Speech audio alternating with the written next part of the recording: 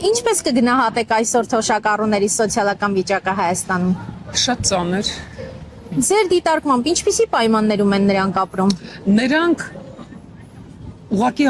աղքատության մեջ են ապրում։ Եթե իհարկե Աստծո մեծագույն ողորմությամբ որևէ մեկը նրանց չօգնի, նրանք անկարող են գոյատևելու, որովհետև շատ ամեն բան նախ թանկանում է, բնականաբար, բայց նրանք այդ փոքրիկ գումարով ապրել ուղղակի անթույլատրելի է։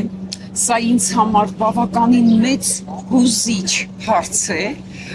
կարող եմ ասել այնքան այդպես տառապում եմ ուղղակի իրենց համար, որտեղ նրանց մենք պետք է պատիվ տանք, սիրելիներս, նրանք մեր մեծերն են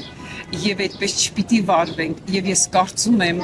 ամեն բան կանցնի բարին կմնա, որտեղ մեր երկիրը Աստծո երկիր է,